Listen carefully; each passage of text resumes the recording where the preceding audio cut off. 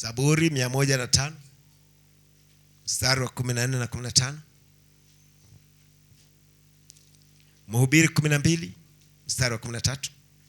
Waefeso 6:1 hadi 3. Tutamalizia na Timotheo wa kwanza 5:17. Zaburi ya 105 mstari wa 14 na 15.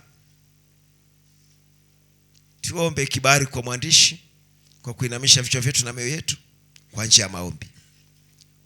Baba yetu Mwenyezi Mungu wa mbinguni, Mfalme wa falme, Bwana wa bwana, twaja mbele zako kwa mioyo mikunjufu, tukiinamisha vichwa vyetu na mioyo yetu mbele zako. Hakika hatukustahili kwa jambo lolote, bali ni kwa neema ya Mungu umetuleta umbali huu kwa kutakaswa kwa damu ya mwanao Kristo Yesu. Tunaipokea hiyo damu ya mwana kondoo, safi kama ya mwana kondoo, iliyotakasa dhambi zetu na tabia zetu zote tulizozirithi kwa baba zetu, zote ukaziondoa tabia mbaya na kutuleta kwa tabia ya kiungu. Tunakushukuru kupata kibali hiki na kupata kibali cha kukusogelea kwenye meza hii takatifu, mahali pekee ulipopatakasa kwenye ujumbe wa Branham, kwenye mimbara ya Branham. Ndio ujumbe pekee ambao tukiutikisa kwa watu, Roho anashuka na kubariki. Baba, tubariki sasa tunapoendelea na ujumbe huu. Naenda kusoma maandiko matakatifu, naenda kunukuu ujumbe takatifu za Mungu zilizotakaswa na Roho Mtakatifu kwa watu watakatifu uliowaita kupokea kile umekusudia. Naomba kwamba wewe utashughulikia maisha yao. Neno halihubiriwi bure tu, bali linahubiriwa likiwa na nguvu na ishara na maajabu, kuwasaidia watoto wa Mungu kutetea mali za Mungu, kutetea milki ya Mungu, na kumnyang'anya shetani kila kitu alichopora kwa ujanja. Baba, tusaidie, tupe nguvu za kumshinda adui. Kwa njia ya imani tunaendea neno hili tukiomba katika jina la Yesu Kristo, amina. Zaburi ya 105 mstari wa 14 na 15. Hakuwaacha mtu awaonee. Narudia. Hakumwacha mtu awaonee, hata wafalme aliwakemea kwa ajili yao, akisema, msiwaguse masihi wangu, wala msiwadhuru nabii zangu. Tuende Mhubiri 12:13. Hapo mbele kidogo, kutoka Mithali unaingia Mhubiri. Mhubiri 12:13. Hii ndiyo jumla ya maneno yote yamekwisha sikiwa. Mche Mungu nawe uzishike amri zake, maana kwa jumla ndiyo impasayo mtu. Amen. Tuende Efeso 6. Waefeso 6 mstari ule wa kwanza hadi wa 3. Enyi watoto, watiini wazazi wenu katika Bwana, maana hii ndio haki. Kuwatii wazazi katika Bwana, hiyo ni haki.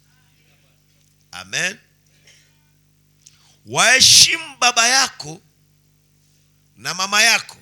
Amri hii ndio amri ya kwanza yenye ahadi, upate heri, ukae siku nyingi katika dunia.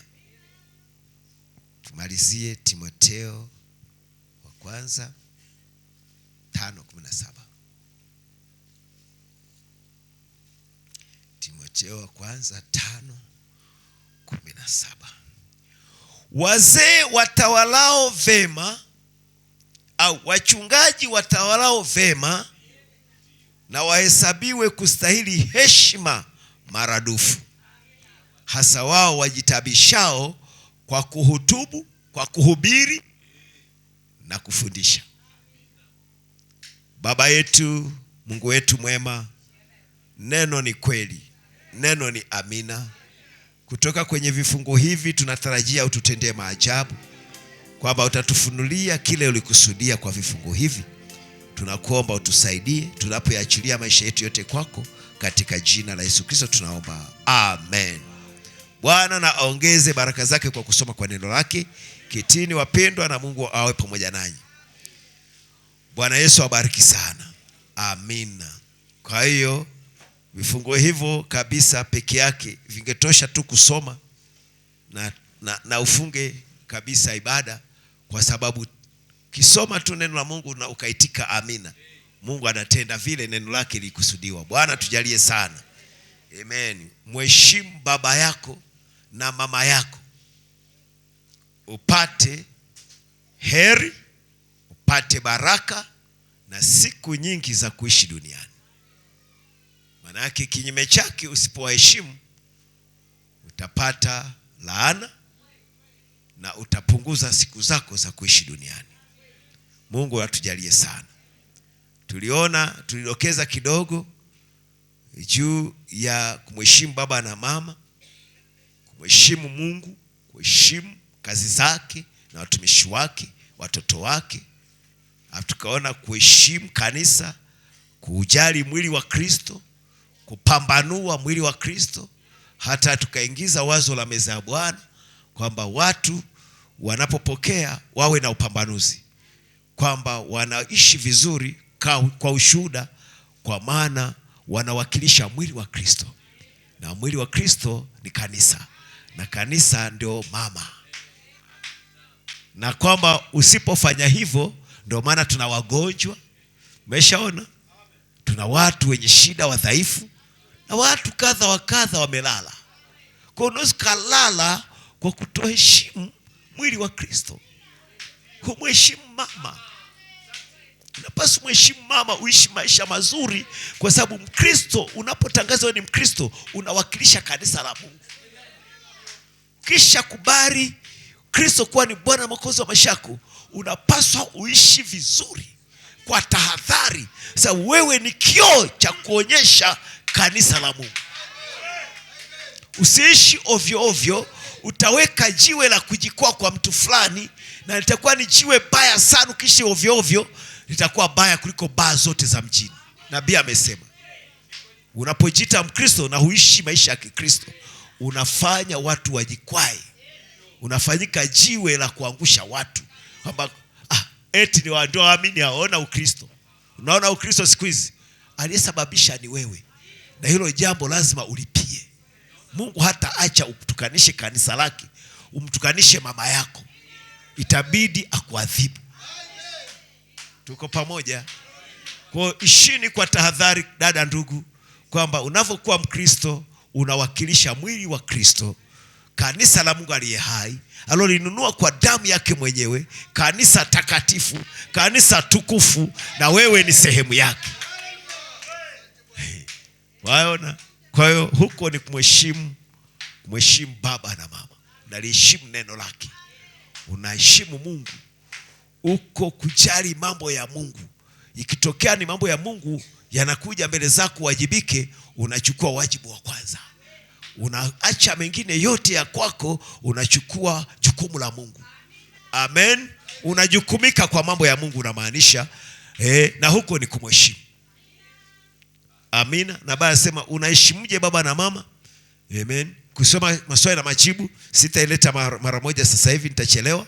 Lakini sasa unamheshimuje baba na mama? Sasa ni kuwasaidia pale wamelemewa, ni kuwasaidia katika hali ya uhitaji, ni kujukumika kumsaidia mama yako, kumsaidia baba yako. Huko ni kuwaheshimu. Unamheshimuje mchungaji? Kumpa support. Huko ni kumsaidia, na hiyo ndio heshima. Unapotoa fungu lako la 10, unapotoa chochote kisapoti kazi ya Mungu, ni kumheshimu mchungaji. Unasema ndio hivyo, ndio hivyo. Sasa unisomee na kusomea. Bwana tujalie sana. Pale Timotheo tulipotoka kusoma, usikie kuheshimu inasema ni nini. Timotheo wa kwanza 5:17. Wazee, nabii akasema wazee hapa ni wachungaji. Wachungaji watawalao vema na wahesabiwe kustahili heshima maradufu, hasa wao wajitaabishao kwa kuhutubu, kwa kuhubiri. Tunapohubiri ni kutoa unabii. Tunarudia neno tena. Kwa kuhutubu na kufundisha. Ngoja tuisome ya Kiingereza hiyo kuhutubu ili uone ni nini. Bwana tujalie sana. Mara moja tu. Dogo. 5:17. 5:17.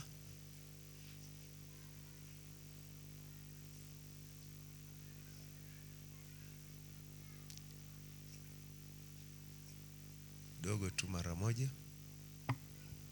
Mungu anisaidie niweze kuiweka vizuri.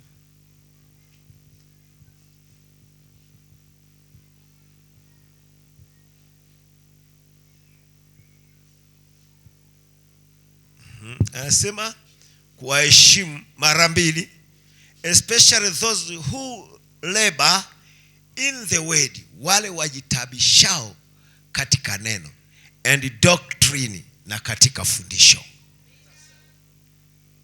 Wanashughulikia neno na wanaweka fundisho, wale wanaojitabisha kwa kazi ya Bwana.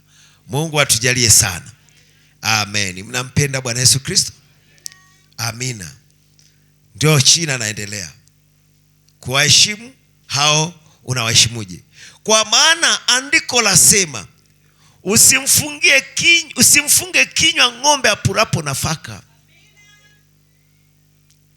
Kwa hiyo usije ukamfunga ng'ombe unaye mwendesha apure nafaka. Jambo hili kwetu ni msamiati. Waisraeli walikuwa hachukui mipini na kupiga mazao hivi kama huku Ufipani tunavyofanya.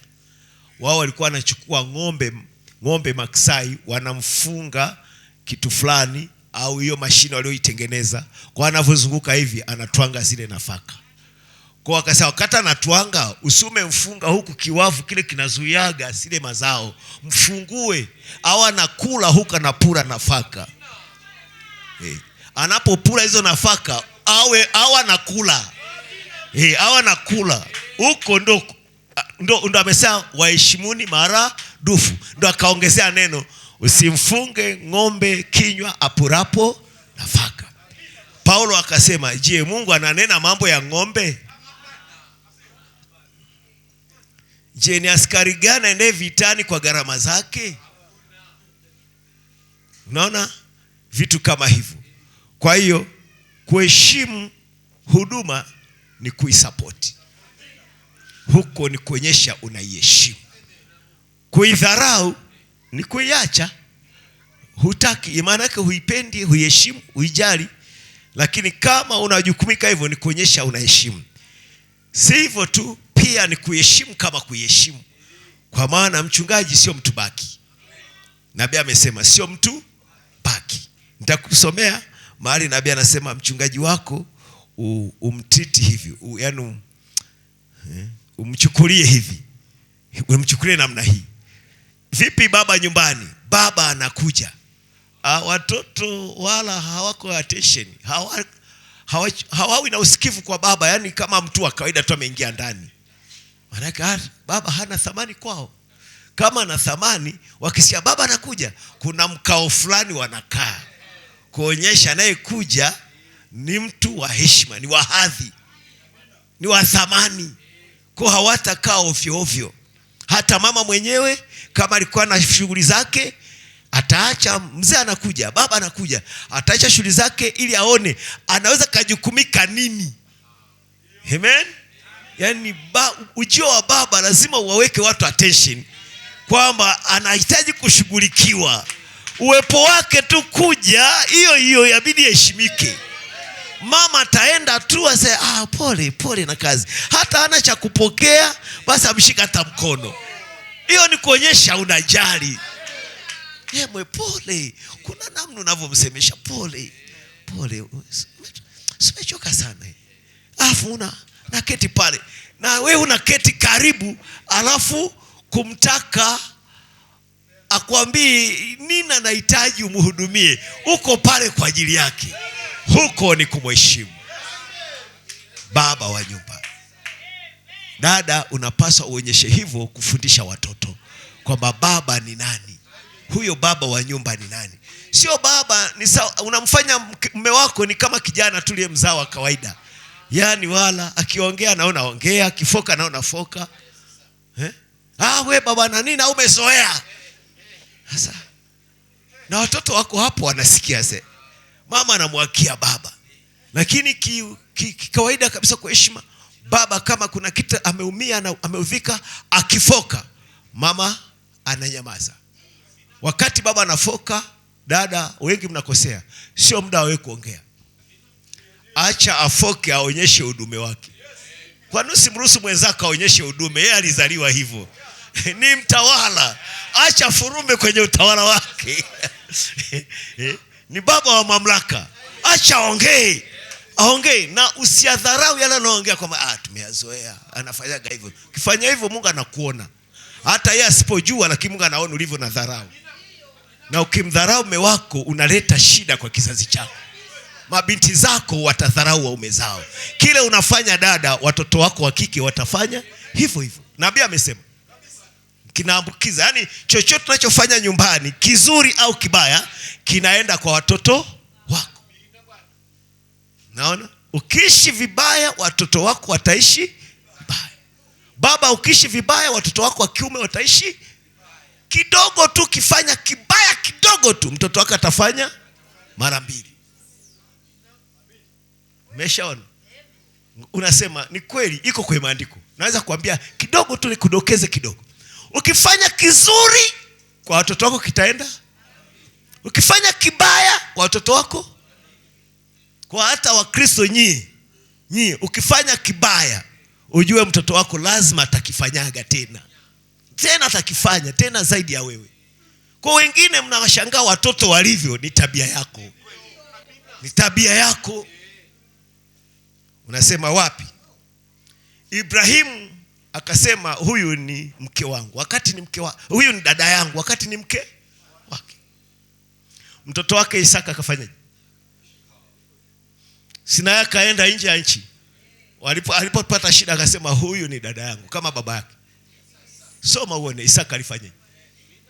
Alisema vile vile baba yake, naye akasema mke wake ni dada yake, ili kukwepa kama baba yake alivyokwepa. Lakini baba akasema ilibidi Mungu amwadhibu Ibrahimu kwa kufanya vile. Walimalizana na Mungu. Walivyomalizana hata nabii hajatuambia. Ila alisema kila dhambi ya mwaminio huwa anailipia hapa hapa. Utalipia makosa yako hapa hapa. Sivyo tu, haikuishi hapo. Mjukuu wa Ibrahimu anaitwa Yakobo akasema mimi ni Esau. Uongo litoka kwa nani? Kwa babu. Mimi ni Esau. Sawi. Mara hii asa Bwana Mungu wako amenifanikisha. Yaani akasema uongo mara kadhaa kuliko hata babu yake. Lakini uongo umetoka kwa nani? Kwa hiyo usifanye vibaya. Inaambukiza kwa watoto wako. Usifanye vibaya. Dhambi yoyote kitenda hapa mwaminio, ujue, yani uwe unataka hutaki, utailipia mahali fulani. Mungu anamalizana nawe hapa hapa. Utashangaa una magonjwa fulani hata hujui kwa nini, unalipia. Utashangaa umeingia kwenye shida na kesi sio elezeka. Hata ukiangalia kichwa na miguu hujui vimeanzia wapi. Kwamba hiki kitu ni nini? Kuna kitu likoseaga, unalipia. Mtu mmoja mwaminio akapata shida fulani. Kaona shida yenyewe ni kubwa. Utanisamehe kama uko hapa sikutaji jina. Ni kwa ajili ya faida ya ufalme. Ngasa kwa tatizo hili sio bure. Kama mchungaji, chunguza maisha yako, utrace. Uone kuna mahali ulimesa kwenye ujumbe. Zibara. Kasema sio kwamba kila barai na hivyo, lakini nabii ametoa ushauri. Ukiona unaingia shidani, zungusha tairi ya maisha yako. Zungusha magurudumu, zungusha mawe yote. Zungusha uone wapi. Ukikuta hamna, ujue tu basi lina sababu. Lakini mara nyingi unakuta ni kitu fulani kitandika. Nilivyoona amepata shida ambayo si nzuri kabisa, nikasema ndugu nikuombe, mimi ni mchungaji wako, usifiche chochote. Unaonaje? Utengeneze hata ukilala umemaliza, au ufiche na pengine utalala na ukumeficha. Maana ukitengeneza ni faida.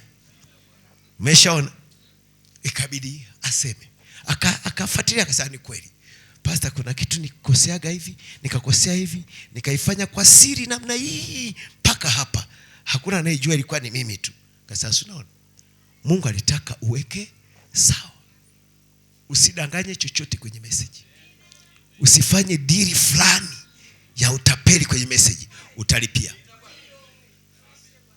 Usifanye ujanja. Usiharibu mke wa mwenzako, wa kwako, au watoto wake za watoto wako wataharibiwa. Wenyewe itakuwa ni hadharani. Daudi akiwa mwaminio akaenda kwa mke wa mtu, akafanya alichofanya, afa akaficha. Na hakuficha tu kwa kutulia, akaficha hadi kwa kuua. Na ni mwaminio. Na neno linasema utalipia kila ulichofanya. Na Mungu alihakikisha Daudi amelipia kila senti. Maana ile ilikuwa deni. Ukitenda dhambi ni deni, ujue utalipa kila senti. Mungu asema Daudi umefanya hivi, akamtegea mtego kwanza mkubwa sana. Daudi akaingia kwa 18 ya Mungu, akajihukumu yeye mwenyewe. Huyo mtu wa jinsia afe. Sasa ndio wewe. Yaani wewe umeacha wanawake 500, ukaenda kuchukua kama mwenzako kamoja. Moyo gani huo? 500. Na alitegea mtego mzuri sana. Unajua sisi mbele za Mungu tuna akili ndogo. Yaani watu Mungu akija, yaani anaonaga tu akili twetu tudogo, kama unavyoona mtoto wako wa miaka 2 na zaidi. Akaja tu mtumishi wa Bwana. Ndugu Daudi, nataka nikupe kesi fulani. Najua ni mfalme, unajua kutatua mambo. Kwenye nchi fulani kulikuwa na tajiri mmoja, ana makondoo mengi. Na kwenye nchi kukawa na maskini, ana kakondoo kamoja. Anakafungaga upenuni akitoka marishoni, anakafunga upenuni. Sasa wageni wakamtembelea huyu tajiri. Ila Mungu ni wa ajabu sana. Wageni wakamtembelea huyu tajiri. Inatakiwa awachinjie kondoo. Badala ya kuchukua wale wa kwake, akaenda kufungua kwa yule maskini, ndio akachinjia wageni. Hivi hiyo kesi kija kwako wewe Daudi, nawe ni mfalme, unajua kutatua shida za watu, huyo mtu namfanyaje? Sasa huyo mtu nitahukumu afe. Nabii akamgeuka, sasa ndio wewe. Wanawake 500, masuria 200, si makondoo mengi. Wageni walipokutembelea, sitaki uchukue moja wapo hapo. Sasa wageni wanakutembelea, unachukua kama mwenzako. Sasa kwa dhambi hii umejihukumu. Afa kachapa mwendo. Daudi akalia, akafunga, akalia. Mungu ndiye akamsamea. Sasa hii nimeshatamka kifo. Kifo nimetamka. Hakiwezi kwenda hewani. Lazima kipige mahali. Na kukinga wewe usife kwa jinsi ulivyojihukumu, kwa sababu wewe ni mteule. Lakini lazima kipige. Sasa kifo na kisukuma kinapiga mtoto wa uzinzi yule. Kwa sababu nimeshatamka, yani ulivyotoa neno huyo afe, na mimi nimetoa hiyo nini? Hiyo hukumu, au nimetoa hiyo kesi, jihukumu wewe mwenyewe. Na tayari umeshajihukumu. Sasa nasukuma kinapiga yule mtoto. Daudi akafunga kuzuia kifo hata kwa yule mtoto wa uzinzi. Mungu alisema hapo sisikii, napiga. Na akapiga. Mungu akamwambia sijamalizana bado.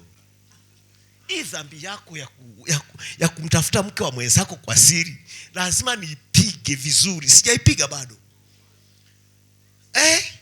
Asa mimi napiga hivi, wakwako watatendwa hadharani. Tena watatendwa na vitumishi vifanya kazi vyako vya ovyo. Hawa wake wazuri wa mfalme, wa makwini. Ulikuwa ukiolewa na mfalme, wewe ni queen, malkia. Hawa malkia warembo, wazuri wa Daudi, walikuja wakadhalilishwa na watu raia, wafanyakazi wa kawaida wa Daudi hadharani. Ndio Mungu akasema hapo hasira zangu. Kwanza alimwinua mtoto wake Daudi mwenyewe anaitwa Absalom, mtoto wa kumzaa Daudi, akamwakia baba yake amuue. Yote hiyo kwa hii ni nini? Daudi wa kiroho. Kwa nini mtoto wake anamwinukia? Kuna dhambi. Ukiona kuna kitu kimekuja, chunguza. Kuna mahali ulishamesa. Kama hakuna, basi ni Mungu tu anakukamilisha kwa kupitia majaribu. Lakini lazima utrace maisha yako kwamba wapi nimekosea. Mtoto wake wa kumzaa mwenyewe kwa dhidi ya baba yake, akampindua ufalme wake. Watu wote wa baraza la serikali ya Daudi wakawa upande wake. Afa akapindua baba yake, yeye akatangazwa kuwa mfalme. Unafikiri Daudi alihaha. Na ilikuwa muda huo wameshaunda jeshi kwenda kumvamia Daudi, na ilikuwa wanamaliza siku hiyo. Na kweli ndio Mungu akamwangalia, sasa huyu takumaliza bure wewe. Hebu inuka sasa, ngoja nikusaidie. Ndio akaenda kuzuia wasimuue Daudi siku hiyo. Ndio akamwambia kimbia sasa, kimbia. Anakimbia mwana wake wa kumzaa wa viunoni. Alikimbia usiku, wanavuka mito ni usiku. Na njaa, hawajala hata chakula cha jioni. Walilala na njaa. Kesho yake wanaomba mikate kwa Nabali. Nabali akasema, wewe mwana wa Yese na nini na wewe? Ndio Daudi akasema, na hapa nakuua. Yaani mimi na njaa nafuta kulisha. Ndio mke wa Nabali anaitwa Abigaili akazuia hasira za Daudi kwa nani. Nafikiri hizo habari mnazifahamu. Lakini huku nyuma mtoto Absalom akaunda jeshi, wafanyakazi waliokuwa wanani wa baba yake, wakaenda kuvamia nyumba ya baba yake. Afu wakanajisi wanawake wa Daudi hadharani. Ndio Mungu anasema hapa ndio nimemaliza dhambi ya Uria. Nataka nikuonyeshe ndugu, usifanye vitu vya ovyo, unaletea kizazi chako bara. Usifanye chochote cha siri cha ovyo kwenye ujumbe, utaumbuliwa, unaleta shida. Ukifanya kitu kizuri kwenye ujumbe, unaleta baraka kwa kizazi chako. Dada, ukiishi vibaya kwa mume wako, huko mwaminifu na ndoa, watoto wako wa kike ni bara. Watakuwa na shida, hawatakamatika. Ukawa mwizi, watoto wako mara mbili, hawatakamatika. Kwa hiyo inabidi uone unavyoishi. Na wakati mwingine tunafika mahali tunapiga mkono sa Mungu, naomba yatosha. Ile nilikoseaga, naomba unisamehe. Nimeshaona nalipia. Nisamehe bure. Utaniua bure, utanimaliza. Wewe ni mkubwa kuliko mimi. Siwezi hata kushindana na wewe. Naomba tu utulie baba. Mimi utanimaliza, yani sina hata ujanja, niko mikononi mwako. Niachilie. Atakusamehe, ataponya na kizazi chako. Bwana natujalie sana. Amen. Ukitoa fungu la 10, hata kama huoni kama unabarikiwa, unatengenezea kizazi chako utajiri. Wengi hawajui. Kesho watoto wako ni mamilionea. Ni Mungu anarudisha fadhila. Wewe Mungu ametuambia kwa nabii, hata kiti unachokalia kanisani unachukua muda wako, umeacha shughuli zako, kaja ukakaa hapa muda ule. Nabii amesema, Mungu amesema atawalipa. Huu muda tunakaga ibadani, Mungu kwa kinywa cha Branham amesema atalipa. Mnapotoa muda kumtumikia yeye, hata ukiona kama hakuna faida, kama hakuna nani, Mungu yeye ni Mungu. Huwa anajali kitu kidogo chochote tunachomfanyia. Wanadamu wanaweza sijali, hata mchungaji anaweza sione. Mungu anaona. Na panapo wakati unaokusudiwa atakufanyia mema. Na zaidi ya yote mpaka utaona aibu. Wewe fanya mema tu. Fanya mema, nenda tupia mkate kwenye bahari, siku moja utakurudia. Hivyo tu. Ibrahim akatoa fungu la 10, akampa Melkizedeki. Kizazi chake kikaja, Isaka akatoa fungu la 10 sawa sawa na baba yake.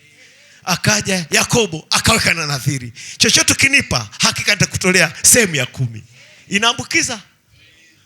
Kitu kuu, sio mjukuu, kitu kuu. Mungu akasema sasa nachukua fungu la 10 zote alizotoaga Ibrahimu na Isaka na Yakobo na hawa wote wakupe. Nilikuaga na kurundikia. Sasa leo wewe Lawi, chukua yote. Walisha kutengenezeaga huko. Usilime, usifanye biashara. Utakaa madhabahuni kunitumikia. Watalima, watafanya biashara, walete. Wewe unakula, unatumikia mambo yangu tu. Fadhila za babu na babu na babu na babu. Mungu ni wa ajabu. Fanya tu mema kwa Mungu, utaona. Heshimu tu kazi ya Mungu, utaona Mungu anavyokuheshimu. Ukimheshimu Mungu, Mungu anakuheshimu. Ukimdharau, anakudharau. Na ogopa Mungu akikudharau, utadhalilika. Utadhalilika vibaya sana. Ni heri uheshimu mambo ya Mungu. Usiishi kijana hujaoa, usiharibu watoto wa watu, kwa sababu utalipia. Unaweza ukaua maisha yako yote ya hapa duniani, safari yote hapa duniani ukaivuruga. Ogopa ndoa kuharibika ukiwa duniani. Umevuruga maisha yako yote. Yani una mkosi na bara, mpaka unaishi kuzimu ukiwa duniani. Kama kuna kitu tatetea kwa nguvu zako zote, ni ndoa isiharibike. Ni ndoa iwe na raha. Ndipo utaona faida ya wewe kuwepo duniani na kumtumikia Bwana. Mungu natujalie sana. Nampenda Bwana Yesu Kristo. Mheshimu baba yako na mama yako. Mheshimu Mungu. Heshimu neno lake. Mheshimu mtumishi wa Bwana. Heshimu kazi za Mungu. Afu Mungu atakuheshimu. Bwana atujalie sana. Okay. Kitabu cha wakati wa kanisa la Efeso. Ni kitabu kiko hivyo. Unajua hivi vitabu nyakati 7 za kanisa, niwaambie wengine huwa hamjui, kilihubiriwa kimoja. Mbele ndo wakavikusanya, wakaweka kitabu kimoja. Kwa kitabu kimoja kipo. Huwa vipo. Ndio nataka kusoma. Wakati wa kanisa la Efeso. Jina la Bwana barikiwe sana. Sikiliza aya 136. Ulihubiriwa mwaka 60 tarehe 12 mwezi wa 5. Kwa maneno mengine, kama una mchungaji aliyejazwa na Mungu, aliyejazwa na Roho Mtakatifu, nawe unajaribu kumweka chini ya kidole chako, na unamdharau, useme vema, kama akisema lolote juu ya sisi kuwa na kwaya yenye majoho, kama akisema lolote juu ya kujipodoa, tutamtupa tu nje. Nabii akasema msijali, Mungu atafanya hivyo kabla hamjapata nafasi ya kufanya hivyo. Wewe unasema kumtupa nje? Akiwa anatukemea, akiwa anafanya hivi, sisi tutamkataa. Asa Mungu atamuondoa kabla hajamkataa. Mungu anamuondoa zamani. Atamtoa mtumishi wake. Huyu mtumishi yuko hivi na hivi. Yuko hivi na hivi. Mnamfanyia, hamjari huduma Mungu amewapea mahali fulani. Kwa sababu hii inahubiri kwa faida hata ya wengine watakaosikia. Mungu amewapea huduma mahali fulani, nyinyi mnaichukua kwa kidole yaani mnaichukua kwa kidole chenu hivi. Hamuithamini, hamuijali. Kabla hamjafanya chochote, Mungu anaiondoa. Anaipeleka mahali wanajali, mahali wataiheshimu. Bwana atujalie sana.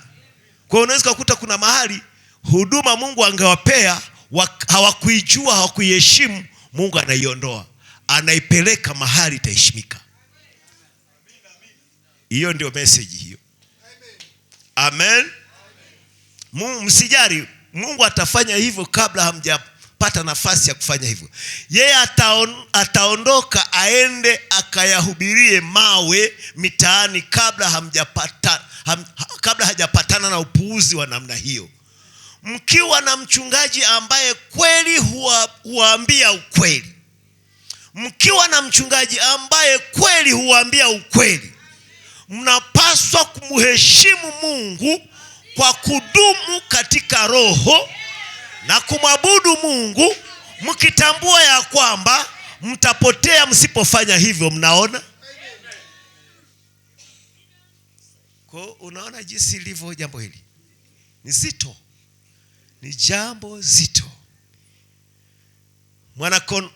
Mwana kondoo na hua. Ujumbe huo umehubiriwa huko kwa Kiswahili. Mwana kondoo na hua. Mwaka 60 mwezi wa 8 tarehe 5 206. Daima mheshimuni mchungaji wenu. Yeye anastahili kila heshima unayoweza kumpa. Hiyo ndio message. Mheshimu baba yako na mama yako upate heri na miaka mingi ya kuishi duniani na siku nyingi za kuishi duniani. Amina. Kwa mheshimu baba yako na mama yako. Amtukanaye baba au mama kufa na afe. Naona. Kwa hiyo usije ukaingia kwenye shida ukashindana na Mungu. Usije ukaleta ugomvi na Mungu. Mungu yeye hupenda vitu vyake viheshimike na kazi yake iheshimike. Aliwakemea watu, aliwakemea akawaagiza msiwaguse msiwadhuru nabii zangu. Ilikuwa mtu akimgusa Ibrahimu, Mungu anamgusa. Akimgusa Isaka au Yakobo, wanapambana na Mungu. Mungu aliwalinda kama mboni ya jicho lake. Na akasema atakayewabariki amebarikiwa, atakayewalaani amelaani. Hata walioolewa kwenye huo ukoo walipata baraka. Rebeka anaambiwa ukawe mama wa maelfu na kizazi chako kikamiliki malango ya adui. Naona? Kwamba ukiingia kwenye hiyo himaya ya baraka na wewe unapokea baraka. Tukiingia kwenye message na message imebarikiwa, Branham amebarikiwa, na wote walio katika ujumbe wa Branham ni wabarikiwa. Tendo la kuingia humu na unashiriki baraka zile zile, na chochote kikigusa kinamgusa Mungu.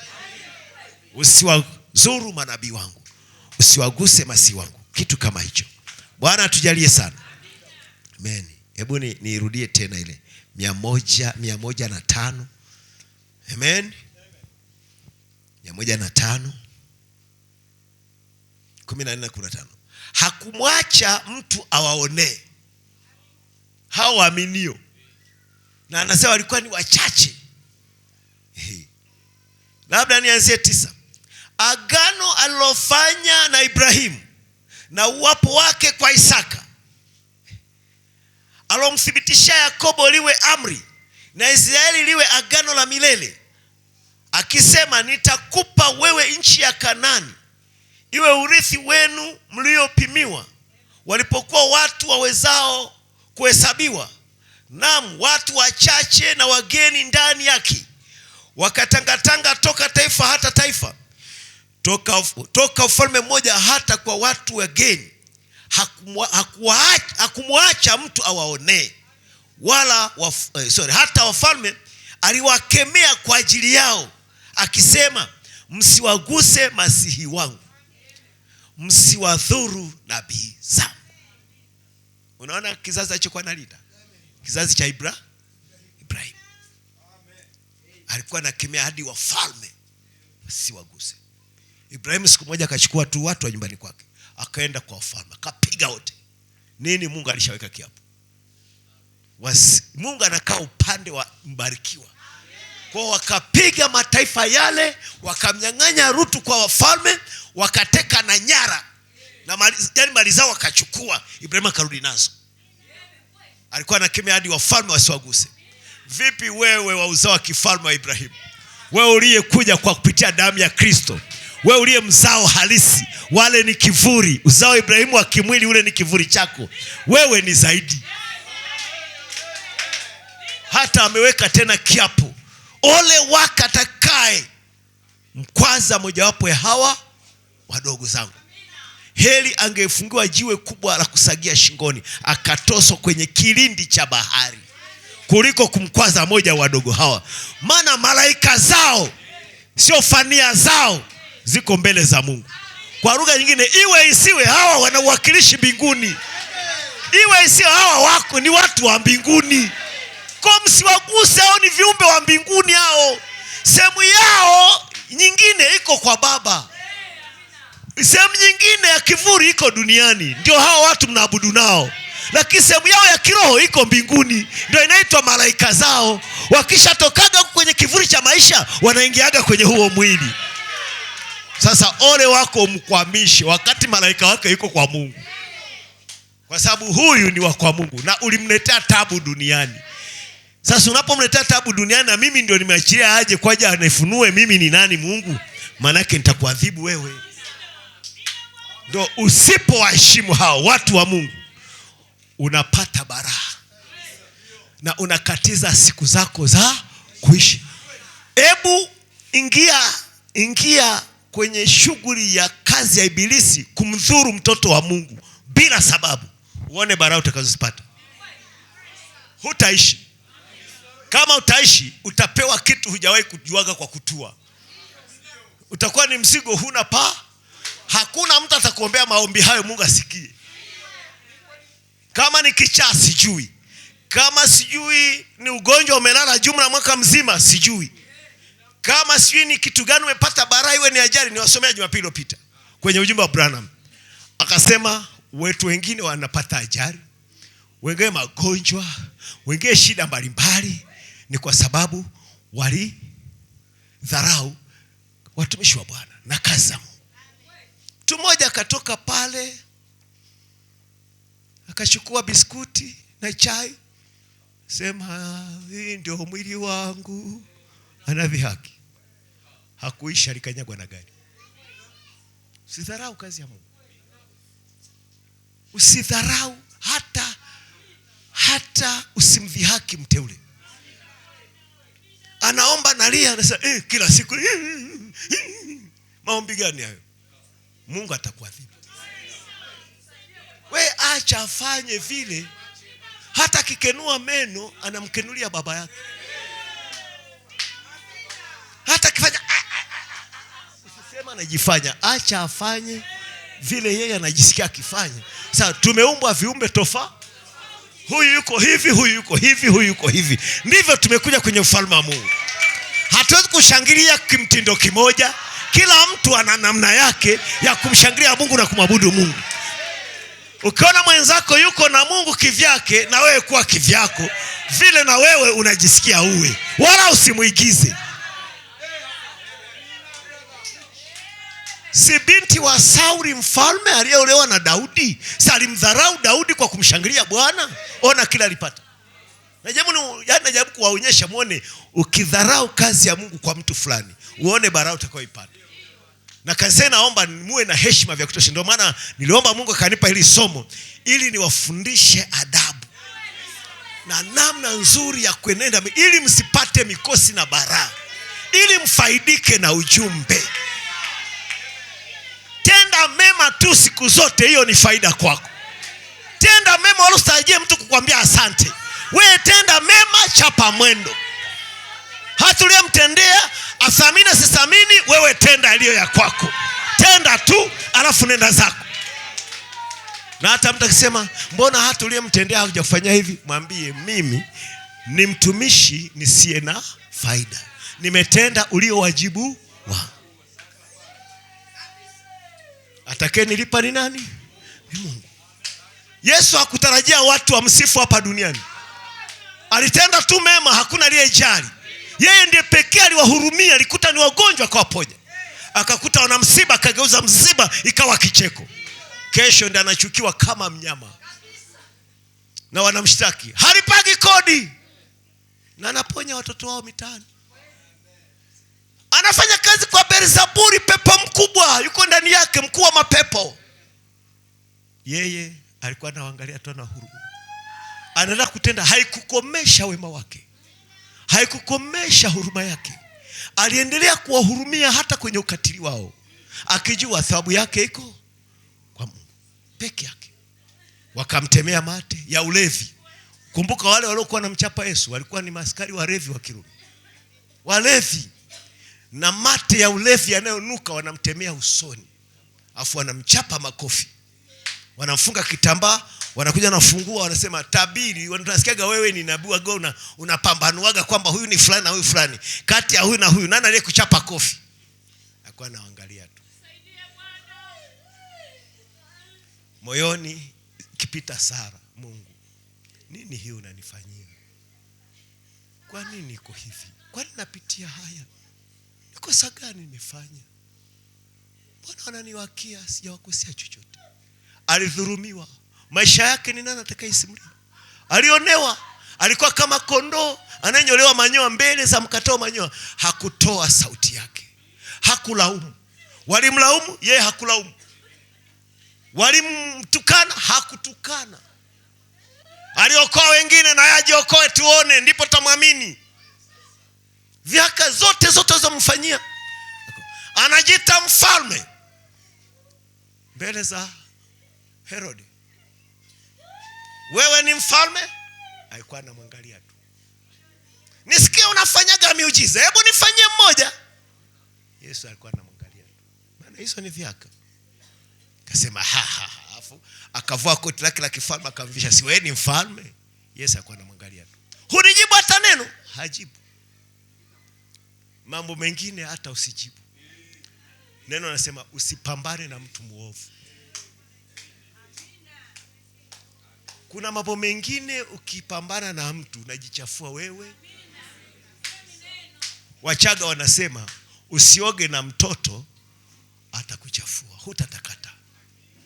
Ukioga na mtoto yuko hapa na unaoga naye, ukimaliza ameshakuchafua. Kwa usioge na mtoto atakuchafua. Usidiri na mtu muovu, atakuharibia sifa. Wewe endelea kuchapa mwendo. Unajua unaye mtumikia. Hivyo kwenye ujumbe huu ukitaka ushinde ni rahisi sana. Fata mambo yako. Ukiona mwenzako pembeni na shida, muombe. Usishikilie kila amekufanyia. Unajua na pale nifanyaga hivi, na pale nifanya hivi. Ulishayaozesha, yatakumaliza. Na basi sema sio yule mtu aliyekufanyia, ni wewe mwenyewe, kwa sababu unayaweka yatakumaliza. Usiwekage hata tena wale wabaya ambao wangepata nafasi wa kuue. Na basi sema kama moyoni huna njia ya kuwapenda, nenda madhabahuni, mwambie Mungu, usiniwekee roho yako inayosema hata adui zangu niwapende. Ni vigumu kupenda adui, lakini hata hivyo neno nimesema nipende adui. Afu niwaombe wanaoniudhi. Yaani wananiudhi na ninaudhika. Alafu badala yake ya kuwajengea kinyongo, mimi niwe na waombea. Kama sina moyo huo, na kweli nimezaliwa kibinadamu sina moyo huo, lakini wewe unataka nitii neno lako, naomba nipe moyo wa kuwaombea.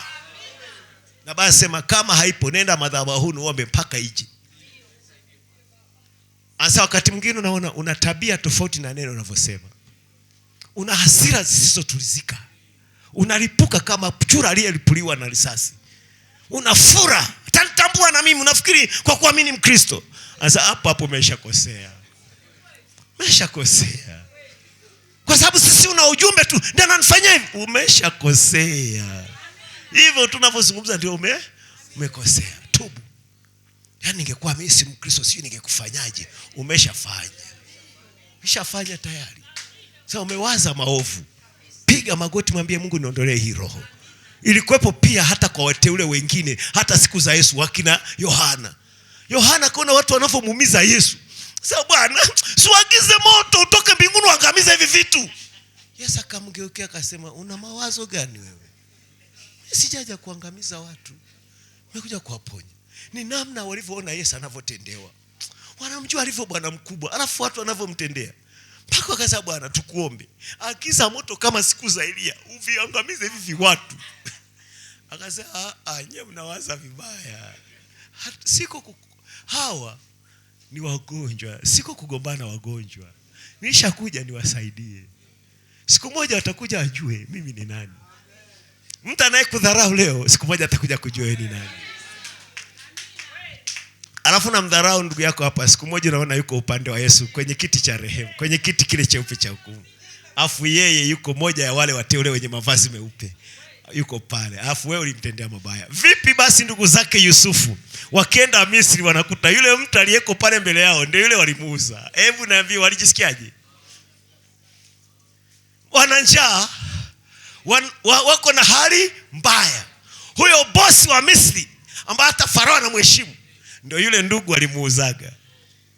Na baada ya kujua tuliyemuuza huyo mbele walimuonea hana kosa.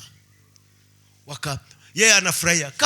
Kaka Rubeni, baba amemtuma akaona ndugu zake wanaendeleaje na mifugo inaendeleaje. Kaka Rubeni, kamata katoto, vua nguo, tupia kwenye shimo, shenzi, tuone ndoto zako zitatokea wapi. Kwani ndoto ni za kwake? Leo mtu anakuwa rohoni unamchukia. Unaona ndoto anavyoota zinatimia na Mungu anazitimiza. Unaona ingekuwa ni wewe. Yaani kwa lugha nyingine, kwa nini yeye? Sasa yeye afanyeje? Hata yeye hajajileta duniani wala hicho kipawa cha kuota ndoto au kuona maono hajajiwekea. Aliyewaumba nyinyi wote, yeye amempa huyu hivi na huyu hivi.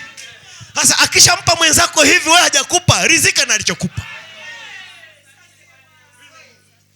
Ukiona wivu unajiletea matatizo.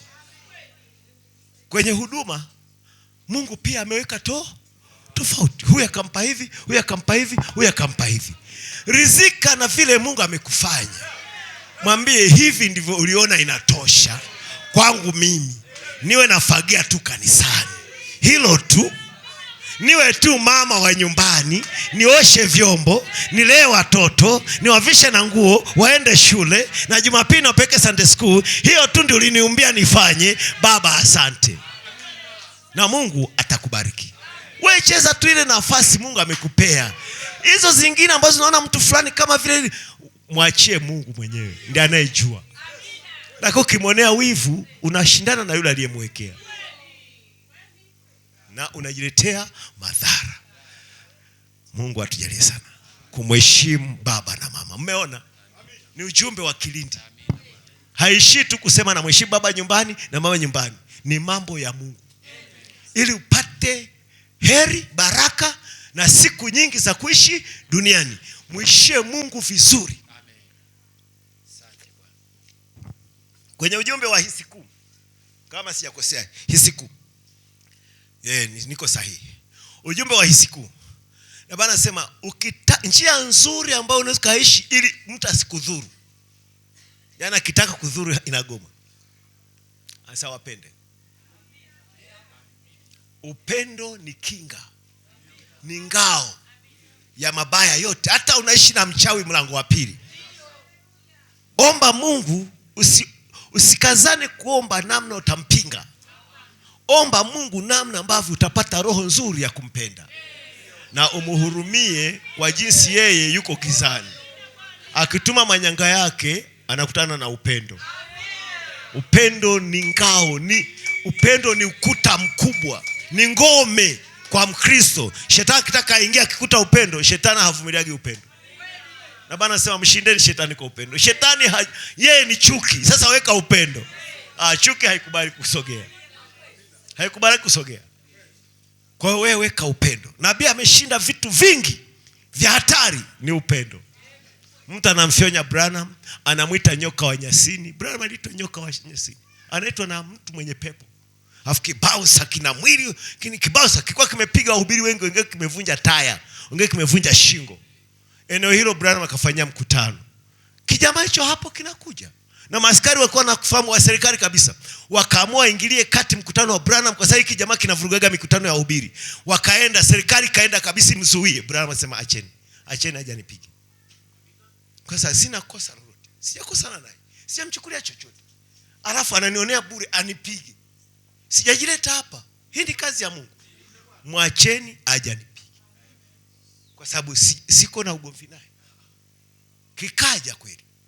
Branham akasema kusanyiko lote inamisha vichwa vyao. Ndio hiyo nasema usishindane na mtu mwovu. Wewe mtazame Mungu tu. Kwa Mungu sikujileta duniani. Hata unaonewa, familia yako inaonewa, kuna mtu fulani wadhuru kabisa na anataka waharibie kitu, usipambane.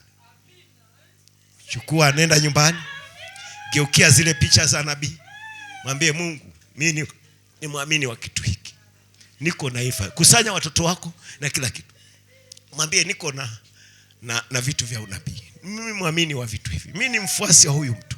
Nawe ndio nguzo ya moto, wewe ulipigwa picha. Sina uwezo wa kupambana na watu hao, wanaitafuta nafsi yangu waiangamize. Wamenizunguka kila mahali, wamenifanyia vikao. Nafsi yangu ni kama kondoo katikati ya mbwa mwitu. Masimba na mafisi na mbwa mwitu yameachama midomo, niko katikati ya vinywa vya mauti. Naomba uniokoe na mauti hii. Mimi ni mwaminio. Kama kuna kosa lolote nisamehe. Najua ninakosea mengi, lakini sina uwezo wa kupambana na maadui hawa. Wengine siwaoni kwa macho, ni wa rohoni. Napambana naje nao? Ni majini, ni mashetani, ni masea, sio ni uchawi, sio ni vitu gani? Sina uwezo wa kupambana. Ni mimi kama mimi, na kutegemea wewe. Afu jiachie kwa Bwana. Afu wale watu wanaotumika kama vyombo vya ibilisi, usijenge chuki nao. Umejiwekea kinga. Wakitaka kudhuru, hudhuriki. Mwisho wao wenyewe ndio watakuita mchawi. Kwa nini? Wamekushindwa. Unaweza kushangaa na sema nikatie mzizi. Nikatie huo mzizi. Mbona aliwaambia mitume hivyo? Wakati Petro na Yakobo wamekuja na Yohana, wakawekea watu wakajazwa Roho Mtakatifu. Yule mchawi Simioni akasema niuzieni. Hii ya kwenu ni kubwa kuliko ya kwangu. Naomba mniuzie. Ni shingapi niwape hela? Nikiweka mikono tu wao wanapata hiyo nguvu. Asa nenda zako kupotee na pesa zako. Wadhani ufalme wa Mungu au nguvu ya Mungu, neema ya Mungu hii ni ya kununua kwa pesa. Asa akapiga, niombeeni kwa Mungu mabaya hayo yasinipate. Nguvu ya Mungu ni kubwa, haishindani na kingine chochote. Lakini namna gani uipate hiyo nguvu? Ni wewe kuwa mwema. Ni wewe kuheshimu, ni wewe kuishi maisha mazuri. Usipambana. Ukiwa na shida au ukiwa na tatizo linakudhuru, ukaanza kupambana wewe mwenyewe, Mungu anajiondoaga.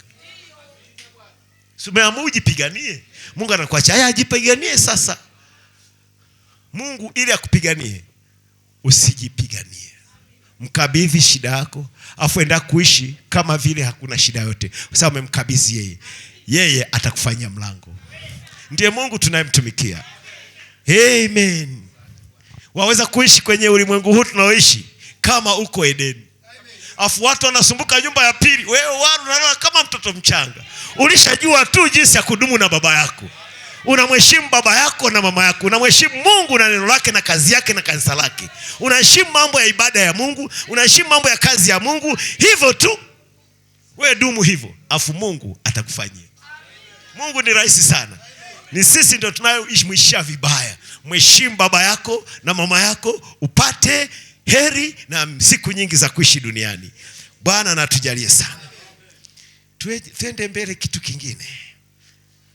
Mungu na bariki. Mnampenda?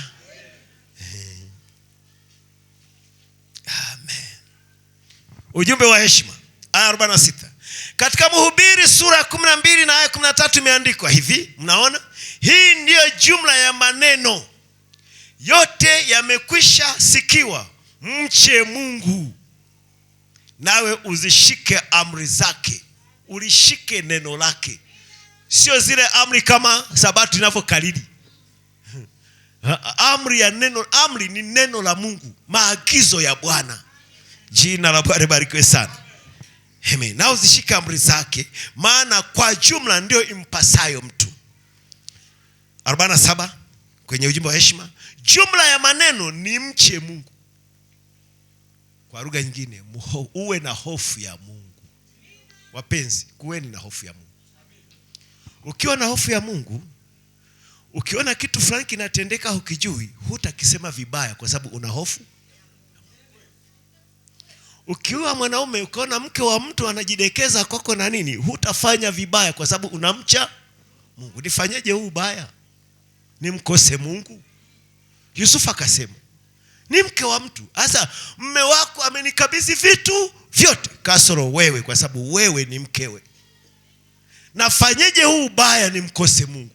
Ni kweli tuweza kujificha na kusiwe na ushahidi, lakini mbele za Mungu sijajificha. Kuna mtu naye muogopa kuliko vitu vingine vyote, ni Mungu. Kwa hata uvunguni yeye anaona. Sasa nikifunika hivi itanisaidia nini? Namdanganya nani? Unajua Wakristo wengi tunajipumbaza hivyo. Unafanya vitu fulani kwa ufichi vibaya, unampumbaza nani? Nani unayemdanganya? Nani unayemfanyia mizaha hiyo? Nani? Kwa sababu unajipumbaza wewe mwenyewe. Mungu anakuona. Sasa usifanye jambo ambalo usingelifanya Yesu anakuangalia. Yaani unapotaka kufanya jambo lote, wazia Yesu amesimama hapa afu yuko na wewe. Siku zote unapotaka kufanya jambo lolote, wazia Yesu yuko hapo afu anakuona. Unapofungua simu yako tu uangalie vitu vibaya, Yesu yuko hapo anakuona. Unafikiri utafungua hiyo simu ya vitu vibaya? Unataka kuongea neno baya si nini, Yesu yuko hapa anakuangalia. Anataka asikie unasemaje. Mkristo ishi kama Daudi alivyosema, nitamweka Bwana mbele zangu daima. Daima namweka mbele. Nikitaka kufanya chochote mweke Bwana mbele. Alafu uone utakavyoishi maisha ya ushindi. Bwana anatubariki sana. Namaliza leo. Anasema 47. Jumla maneno ni mche Mungu na basi huwezi kuwa na heshima mpaka uwe na kicho. Yakubidi uwe na kicho cha Mungu. Suleiman alisema pia katika Mithali ya kwamba kumcha Mungu ni chanzo cha hekima. Kumcha Mungu ni chanzo cha hekima au chanzo cha maarifa. Bwana anatujalie sana. Amen. Nafikiri hii niliisoma Jumapili iliyopita mpaka tukaichimba zaidi mpaka mkaiona. Niende moja kwa moja ujumbe mwingine, utuonyeshe Baba. Aya ni ujumbe wa mwaka 61 mwezi wa 5 tarehe 21, aya 263. Ninataka nisiache kusanyiko hili katika hali kama hii.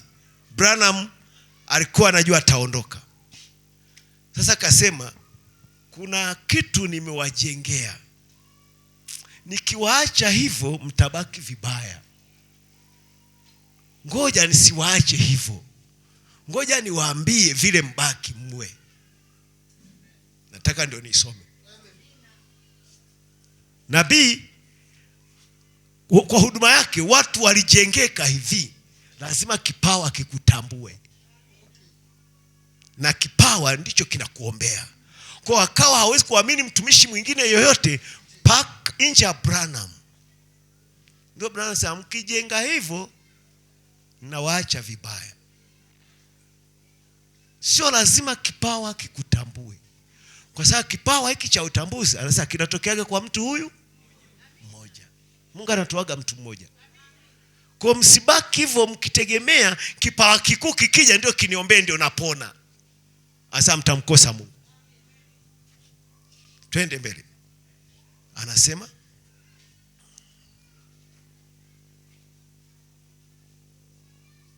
utuonyeshe Baba. Aya 263. Ninataka nisiliache kusanyiko hili katika hali kama hii, kuwafanya nyote mfikirie ya kwamba mimi ndiye pekee niliye na haki ya kuombea wagonjwa. Sitaki mtu mwingine aniombee, ni Branham peke yake. Branham sasa sitaki niwaache hivyo.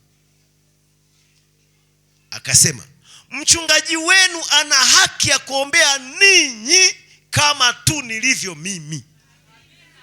Sasa huenda asiwe muonaji, wanakuja mmoja tu katika kizazi. Unataka mchungaji wenu mpaka awe nabii, awe muonaji, awe anaweza kaona vitu kimbele ndio unamwamini. Asa hapana. Hiyo inatokeaga kwa mmoja tu kwa kizazi. Hao wahudumu hawatakuwa kama mimi Branham. Lakini huyo mchungaji wako ana haki ya kukuombea tu kama mimi nilivyo na haki ya kukuombea. Bwana anatujalie sana. Unajua kwa nini nasema hivi? Kuna watu hawaamini huduma leo yoyote isipokuwa tu kwenye kanda. Kuombea, kanda imuombee. Kubatiza, aweke kanda. Kufunga ndoa, aweke kanda. Msibani, aweke kanda. Huduma nyingine yoyote hakubali. Ni kama leo hii tuseme ni Biblia tu, Branham hapana. Tutakuwa sawa? Kwa ni kanda tu, huduma nyingine yoyote hapana. Branham amesema msijengwe hivyo.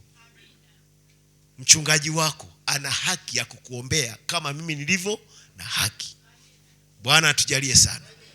Leo kuna roho inainuka inakataa wachungaji kabisa, na inakataa huduma zingine zote.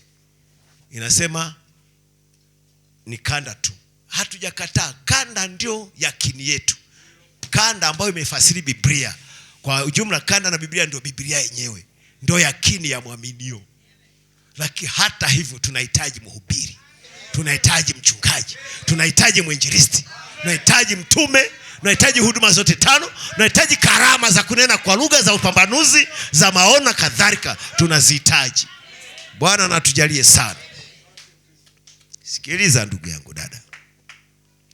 Shetani ni mwovu sana, huwa anapindua, anajua akifanya hivyo amekuteka. Tuende mbele. Msiogope. Aya 100, msiogope, ujumbe huu ni wa 61 mwezi wa 3 tarehe 11, aya 19. Vema, sasa ninataka kuwaulizeni, vipi kuhusu ninyi mnapovurugika kabisa katika matatizo? Vipi ninyi waumini? Mnafikia mahali mmevurugika kwenye matatizo mbalimbali. Hivi hamumwendei mchungaji wenu? Mnajikalia wenyewe. Hivi hamwendei mchungaji wenu? Hiyo ni kweli. Mnapaswa kufanya hivyo. Umevurugika kwenye shida yoyote ile, mwendee mchungaji wako. Ukipata shida, unapaswa kumwendea ndugu yako. Huyo ndugu yako nani? Mchungaji. Kwa nini amesema ndugu yako? Kwa sababu anajua wachungaji wako wengi wa madhehebu.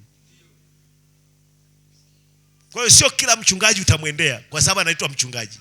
Mwendee ndugu yako, mwaminio mwenzako wa ujumbe, mchungaji. Mchungaji ambaye ni ndugu. Mchungaji ambaye ni mwaminio wa ujumbe unaoamini.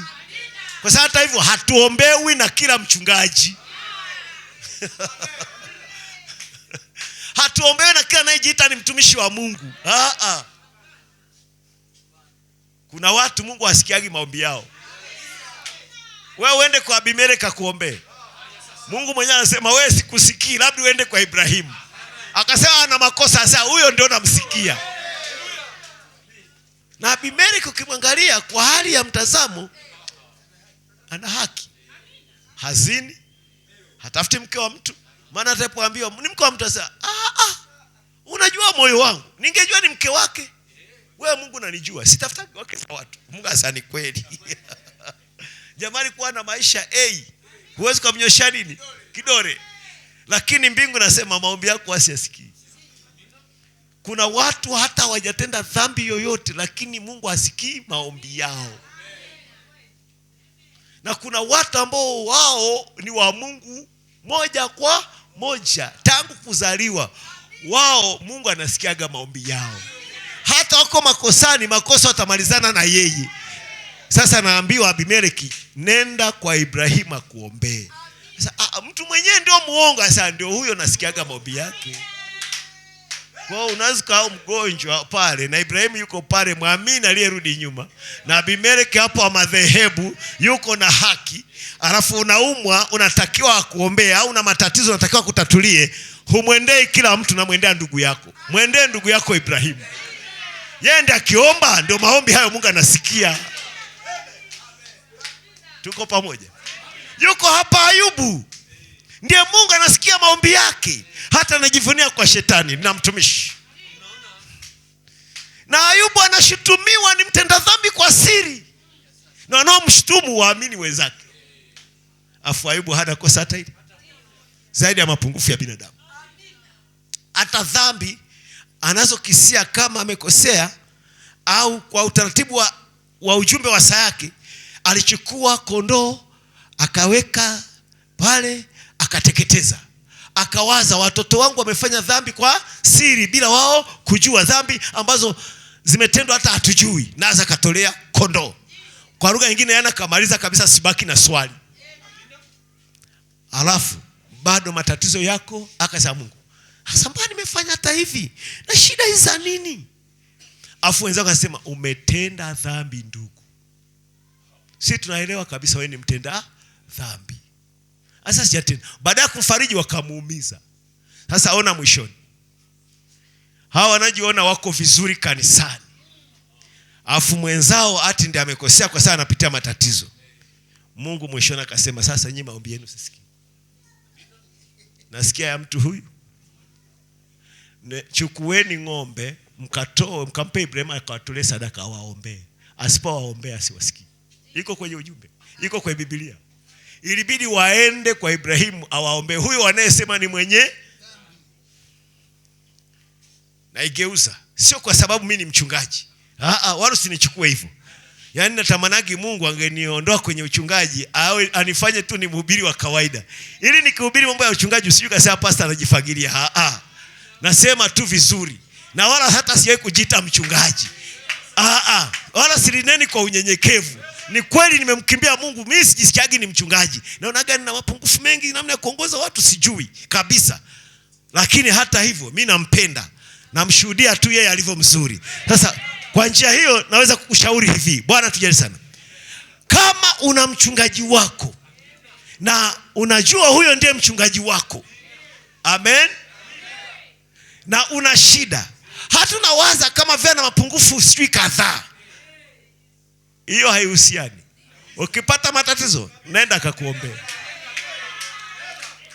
Na nitakusomea, anasema Mungu husikiza maombi ya mchungaji kuliko ya mtu mwingine. Ya watu wengine anasikia, ila ya mchungaji ni zaidi. Hata amesema ukiwa mgonjwa mwite mchungaji akuombee. Akupake mafuta kwa jina la Bwana na akuombee. Huyo mzee kwenye Biblia anabaki asema ni mchungaji. Ita wazee wa kuombee, ni mchungaji akuombee. Lakini mtu ana shida ya ndoa, anaenda kwa ndugu yake mwaminio. Sasa ndugu Bruno, ndoa yangu iko hivi na hivi. Na Bruno anachukua jumbe, unajua hapo ndugu, iko hivi na hivi. Iko hivi na hivi. Utaingia mkenge. Kwa ndugu Bruno, samahani ndugu natoa mfano. Kwa ndugu Bruno ni muamini mzuri na kweli anampenda Mungu na atakusaidia kwa mawazo yale anayojua yeye, lakini sio kazi yake. Huenda hata kawa na ushauri mzuri kuliko mchungaji, lakini yeye sio kazi. Yule mwenye kazi hata kikushauri vibaya, Mungu ndiye anajua. Na wala ukifanya hata hivyo alivyokushauri kama vibaya, huna hatia kwa Mungu. Kwa sababu umeuliza mahali sahihi. Na Mungu atakusaidia. Kama kuna kitu cha kusaisha, Mungu atamsaisha mchungaji. Afu mchungaji atakuja nirekebishe yeye mwenyewe. Lakini unachukua mambo ya ndoa, unampelekea mtu ambaye hahusiki na ndoa. Ni moja ya jumbe nishahubiri kwenye harusi fulani. Kwa nini ndoa nyingi leo ziko shidani? Matatizo yao wanapeleka kwa wenye ofisi ambao Mungu hajasema. Ndoa yako unapeleka kwa wazazi, itakaa. Mzazi anapenda mtoto wake wa kike na mzazi wa kiume anapenda mtoto wake wa kiume. Hiyo itatatulika. Ni mchungaji pekee ndiye amepewa kutatua masuala ya ndoa. Na maamuzi yake yoyote, hata iwe na shida vipi, maamuzi yake yatamalizana na Mungu. Yeye ana haki. Hata unaona kabisa mbona hiyo sio. Nisitaki niingie sana. Unajua vingine nikiingia mtaanza kusema na vingine nitamwambia Amosi avikanseli. Sasa vingine vinabaki huku. Huwa anamwambia cancel hiyo, ucancel hiyo, kwa maandiko inagoma. Hiyo ni mchungaji ndiye amepewa basi. Peke huyo ni Musa. Neno lilikuwa limekataa kuacha. Akiwa mchungaji akaona huyu wasipoachana huyu jamaa hafiki Kanani. Na huyu mwanamke watatesana sana. Akisha tatua akaona haitatuliki. vunja, oa mwingine. Wakaja wakamuuliza Yesu, kwa nini Musa alifanya hivyo? Sasa ni ugumu wa mioyo yao. Ilikuwa ni gumu kupatana. Sasa wameshindana, mioyo yao ni migumu. Kwa hiyo ilibidi Mungu amruhusu Musa afanye hivyo kwa ajili ya safari ile na taratibu ile iende. Lakini tangu mwanzo haikuwa hivyo. Yaani neno la Mungu nabaki pale pale. Yaani kwamba alichofanya Ibrahimu kwake kiliruhusiwa, lakini utaratibu sio hivyo. Lakini Mungu akaja kwa Paulo. Paulo na akakuta hali za mambo ni ngumu, kutatua kineno zingine zinagoma. Asa Mungu, nini? Asa nakupa mamlaka. Zingine unatoa izini wewe. Akitoa izini anasema hapa ni mimi sio Bwana. Alafu mbele akasema mnajua nina Roho Mtakatifu. Kwa mimi wanaonaga watu kwenye masuala ya ndoa, wanaonaga wanavyolia mpaka nasema mwe jamani. Nikisema niingilie kanisa, kwa kuwa unajifanya mchungaji ndio unataka vyote vije kwako. Sasa kama hawajaliona mimi ni nani? Kama Mungu hajaonyesha mimi ni nani? Lakini ndoa ukitaka idumu ni kwa mtu huyu, ni mchungaji peke yake. Hiyo ndoa itadumu. Lakini watu hawasikii mchungaji. Wanaona mchungaji ni mtu tu. Na kwa mchungaji ni mtu. Lakini yeye Mungu amempa heshima hiyo, amempa mamlaka, amempa uangalizi, achunge watu wake. Na amempa hivi kwamba yeye hawanajali maslahi ya kiroho. Mchungaji anawinda huyu mtu aende mbinguni. Ndio hiyo tu. Shida ni mambo ya mwili. Ndio yanamkwamisha. Na tukisatu yatatue kinena alishavuruga. Endelea hivi. Nini? Nitaenda kuijibia. Sio kosa lako, mimi nitaijibia. Ndio maana Mungu akaweka mchungaji. Kuweka mchungaji ili awachunge, ili akusaidie. Na magonjwa yako anajua jinsi ya kuyatibu, maana amepewa mkoba wa dawa.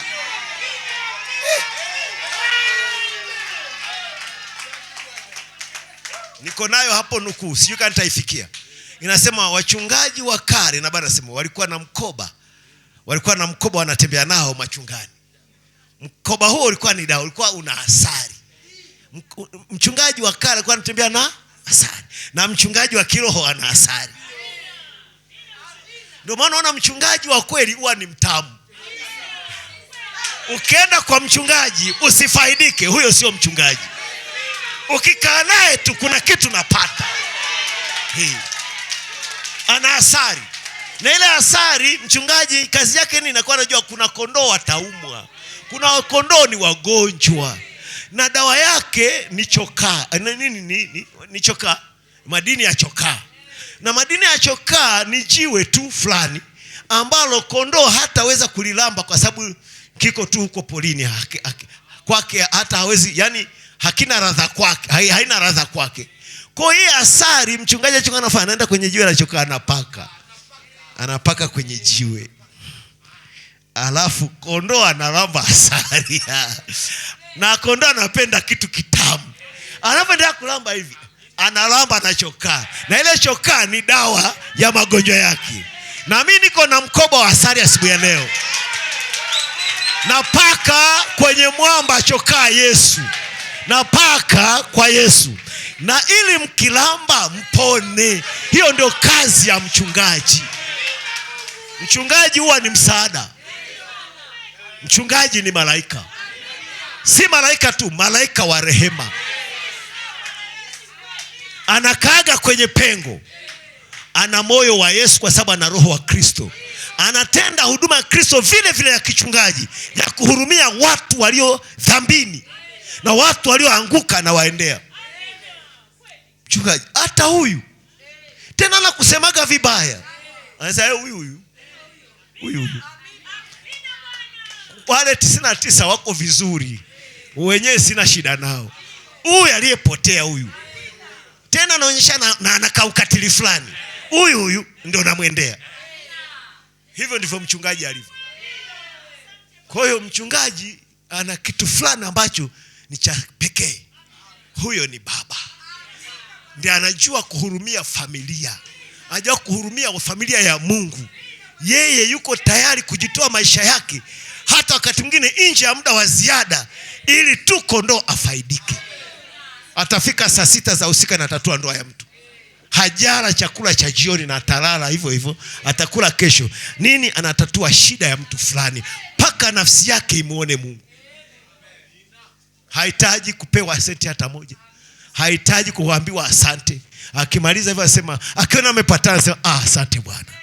Wale wapendwa sasa naona wako kanisani, wanaendelea vizuri, wanacheka na kadhalika. Hiyo ndio furaha ya mchungaji. Bwana natubariki sana. Amen. Sitamaliza leo. Taendelea tu siku nyingine. Muda wangu unaenda kuyoyoma, umeshaisha. Nimewaibia dakika 17 mpaka saa hizi. Niibe kidogo tena. Kidogo tu. Amen. Hii ni vitamini kabisa. Kwa mkipata matatizo ya hamwendee ndugu yenu. Ukipata shida unapaswa kumwendea ndugu yako. Nani huyo? Mchungaji. Mchungaji wako. Na kumwambia useme, ndugu, nilikosea. Sikupaswa kufanya hivyo. Na waomba mnisaidie sasa kuomba kabisa mpaka nimalize kitu hiki, ama mnisaidie katika matatizo yangu. Hiyo si ndiyo njia ya kimaandiko ya kulifanya? Vema, hiyo ni kwa sababu yeye ndiye mchungaji wenu. Yeye ndiye anayewaongoza. Yeye ndiye awapae chakula mpate kula. Naye anajua jinsi ya kuwalisha kondoo wake ambao Mungu na Roho Mtakatifu amemfanya mwangalizi juu ya hilo kundi, kuwalinda. Hii ndio nilipoiona sasa, mchungaji amepewa kuwalinda. Kuwalinda na kuwatunza. Na hiyo ndio kazi yake. Mchungaji anakulisha, anakutunza, anakulinda. Anakulisha, anakulinda, anakutunza na anakuongoza mpaka akufikishe kwa Yesu. Na atajibu kila shida yako. Yeye ndiye atakayeulizwa, wewe hutaulizwa. Kwa nini huyu? Kwa nini huyu na huyu? Kwa nini alifanya hivi? Sasa huyo nilifanya hivyo kwa sababu hivi ili afike. Sema okay. Na kwa nini hii na hii? Sasa nilibeba mimi. Kweli alikosea, lakini ilibidi nibebe kwa sababu ulisema nisipoteze hata moja. Hawa hapa nimewafikisha. Hivyo kuna watu watajibu kwa ajili ya wengine, na hao ni wachungaji. Wazia Yesu anavyoamini hawa watu. Yesu amewanunua kwa damu, kwa uhai wake hawa watu. Afa na wachukua anampa mtu. Afa anasema uwafikishe, asipotee hata mmoja. Sawa. Uwafikishe. Na utakuja ujibu kwa kila moja. Sawa. Sasa mtumishi haishi kwa gharama zake. Nitakupa fungu la 10. Ndio huduma pekee inalipwaga na Mungu. Paka Mungu ameitengea fungu ya kuilipa. Unafikiri hiyo kazi ni ya mchezo? Nitakulipa. Una watoto, una familia, utaishije? Unashughulikia nafsi za wenzako. Na dhambi na maisha na matatizo ni ngumu kuyabeba. Lakini anambebesha mtu mmoja kanisani. Ndio maana mara nyingi wanazeekaga kabla wakati wao. Mpate Branham miaka 45 babu. Mpate Yesu miaka 30 babu. Wanazeekaga kabla wakati. Nilikuwa nawaona wakina Urio miaka 90 vijana. Leo nenda babu. Wakina Elia wa Arusha alikuwa vijana. Leo nenda babu. Huduma zinazeesha. Kwa nini unabeba shida za watu? Na baada sema mchungaji ni maksai, mbeba mizigo ya watu. Na anakubebea hata mbebewaji hujui. wakati mwingine hata hujui imemlemeaje, lakini anapambana nayo mbele za Mungu kwamba wewe Mungu ndio umenikabidhi huu mzigo. Musa alibeba mpaka sasa. Mungu, hii kazi kubwa hii, hawa watu wenyewe hawa mbona imenilemea sana, afu umenipa jukumu hili. Hawa watu nahangaika nao, utafikiri mimi niwapebesha mimba kwenye matumbo ya mama zao. Yaani walimuumiza mpaka kaongea kwa huzuni, lakini Mungu hakumkasirikia, alielewa. Sasa ono ulivyo nibebesha. Watu wenyewe wamejaa lawama. Mimi niseme kwa unyenyekevu, si kwamba si kwamba nimefunjika moyo, lakini hata huwa nalaumiwa na waumini baadhi. Nalaumiwaga vizuri kabisa, lakini nayabeba. Najua Mungu jinsi anavyonisaidia kuyabeba, kwamba hata nalaumiwa kwa kufanya jambo fulani, hata hivyo nalibeba. Naweza kumshauri mtu jambo fulani akakataa kulitenda, na mimi naona kabisa huyu ndugu au dada kula anakoelekea si kuzuri. Hata hivyo anakataa kufuata nilichosema. Anaona njia yake ndio bora kuliko vile na mshauri. Anatumbukia. Akitumbukia kesho, mchungaji nisaidie. Ameshaenda kutumbukia kule niko mwambiaga usiende. Hata hivyo namfuata huko. Sasa unaona tena, pole. Nafunga bandage, nafanya kila kitu, nirudishe tena. Lakini nilikuwa nimemshauri asiende. Lakini siwezi kujaa kinyongo. Mungu na amenisaidia hilo. Sina kinyongo na mtu yeyote. Sinaga hiyo. Nafikiri hiyo Mungu aliniandalaga hivyo. Sinaga kinyongo, hata unifanye nini, hata unigeuze, hata unitukane, kesho kipata shida nitakuja. Branham akaenda kwa mtu aliyekuwa amemshtumu kabisa na kumkanya, akaenda kuombea mtoto wake na kapona. Yule baba akasema, ona, mtu mwenyewe niliyemsema vibaya na kumtendea vibaya ndiye amekuja kuokoa maisha ya mtoto wangu. Mchungaji anakuwa hajaragi shutuma za watu. Yesu hakujali shutuma za watu. Hakujali wanamfanya nini, wanatemea mate. Hata katikati ya mauti, katikati ya tabu, huku damu zikidondoka kutoka kichwani, alikuwa amechoma na sengenge. Kitaji ile ilikuwa ni sengenge za chuma, wamezamisha kwenye ngozi, zinachuruzika mpaka kwenye ndevu. Huku wamemuumiza usoni na upande mmoja ameshaumia, na huku mbavuni mote mnatetemeka, anakufa. Huku akiwaangalia wauaji wako hapo chini. Huruma zikamshika. Katazama, hawa watu wananifanyia hivi, sina kosa lolote. Asa Baba, wasamehe, hawajui watendao. Kisha kakata. Muamini wa kweli ana moyo ule, sio mchungaji tu. Kila muamini wa kweli ana moyo ule Yesu alikuwa nao. Kwa sababu ni roho yule wa Yesu akigawanyika kwa waamini. Ana tabia ile ya kuhurumia watu, hata wanaomuua.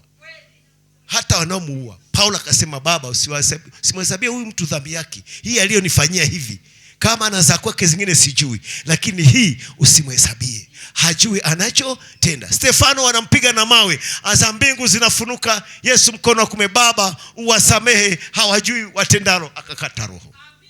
Muamini hagombanagi na muovu. Tuko hapa sisi ni waamini, tunajua kuna mnyororo mkubwa sana wa teule tangu Agano la Kale. Muamini wa kwanza Habili akazulumiwa maisha, hakumdhulumu Kaini, alimtendea mema. Hata nguzo ya moto ilishuka kupitia nini? Ibada ya Habili. Ndio Mungu akaongea na Kaini kupitia sadaka ya Habili. Hata hivyo Kaini akamuua ndugu yake bila sababu. Akachukiwa kwa sababu tu yeye anakubalika na Mungu. Lakini Habili yeye alikuwa na moyo mzuri kwa Kaini. Kaini hata hivyo akamuua mtu wetu wa kwanza huyo katika hii njia tuliyoshika. Kwa kuuawa ni njia yetu. Kushutumiwa ni njia yetu. Kusingiziwa ni wachawi ni njia yetu. Hatujawahi kuwa wachawi, wala hatuwezi kuwa wachawi. Lakini walisingiziwa hivyo tangu manabii wa kale. Wote wamesingiziwa, hata Yesu mwenyewe amesingiziwa hivyo, hata kuitwa na pepo mkubwa.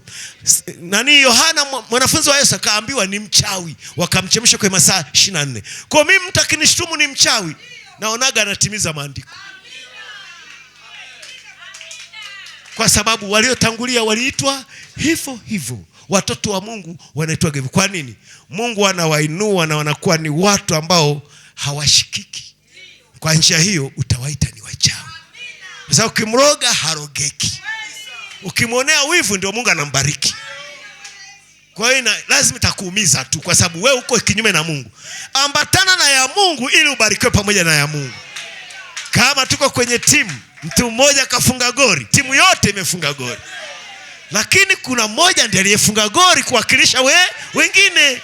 Wote hatuwezi kuwa wahubiri, wote hatuwezi kuponya wagonjwa, wote hatuwezi kuona maono, lakini Mungu amempa huyu hivi, huyu hivi. Wote hatuwezi kuwa waimbaji kama Darius, wote hatuwezi kuwa kama fulani.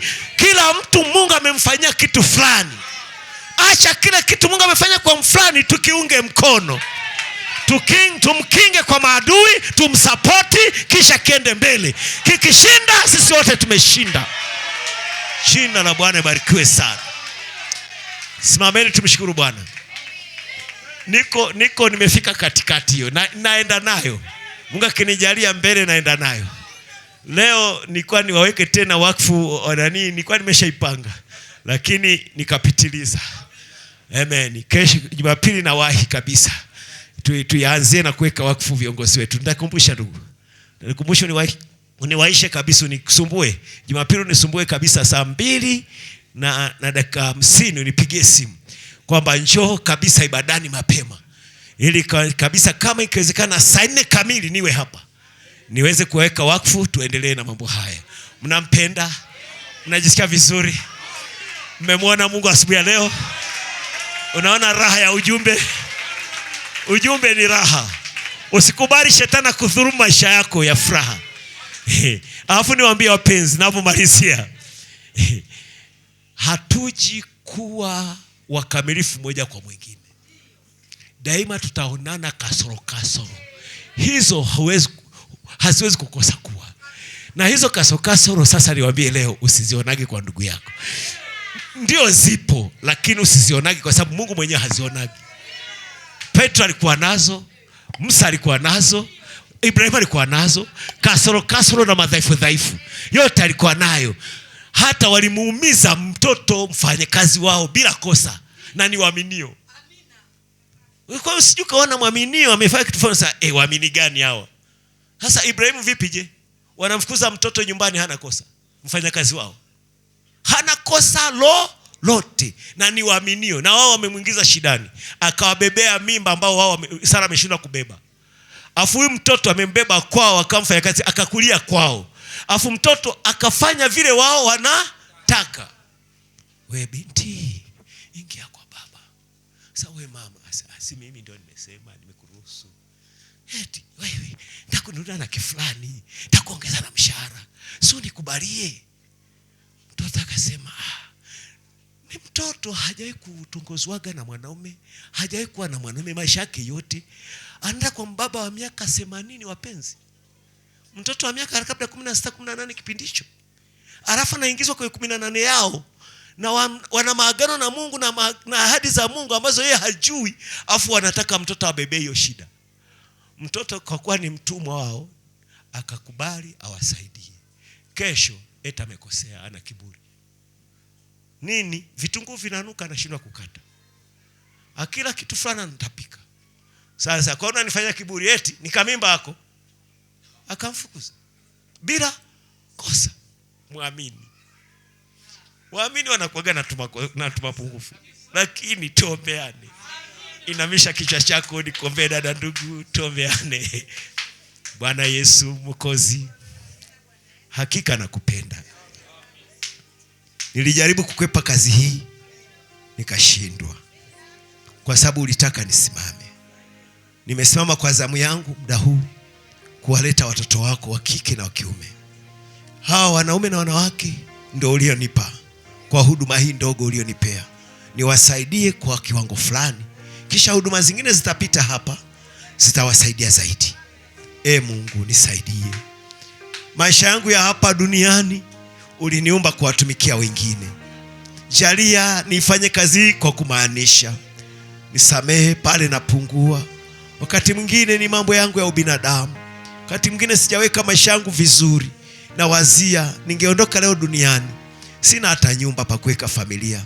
Ninatangatanga kwenye miji hii ya Sumbawanga, toka nyumba hadi nyumba. Sijapata nyumba yangu. Na imenifanya niwe na bidii kufanya shughuli fulani, nijikwamue. Nimekuwa mzembe kwa kazi yako mahali fulani, samehe. Sijamaanisha hivyo Bwana. Huku nikipambana na hali za mazingira na afya yangu, shetani akijaribu kuibamiza, lakini utaniponya na hayo yote. Niko kwa ajili ya nafsi hizi ambazo umenipea Bwana Yesu. Ni ndugu zangu, ni dada zangu wa thamani. Siku moja tutamaliza kazi hii, siku moja tutarudi nyumbani. Hakika watasema Mungu akubariki ndugu Hela Tano. Nitawaambia Mungu awabariki kwa kunisikiliza. Oh Baba. Nami nitamwambia ndugu Branham, Mungu akubariki kwa kuniletea ujumbe. Na sote tutasema Mungu akubariki Branham kwa kutujalia kuona ujumbe, kwamba ulihubiri vizuri, alafu Mungu akatujalia tukachukua ujumbe wako, kwa kuwa ulihubiri kwa uaminifu, na asante kwa Mungu kukutuma. Kisha atatukabidhi kwa Bwana Yesu. Na sote tutasema asante Bwana Yesu kwa kutuokoa msalabani, kwa kutuponya na haya yote. Mungu, hata wakati huo tukutane ng'ambo ya pili tukiwa washindi.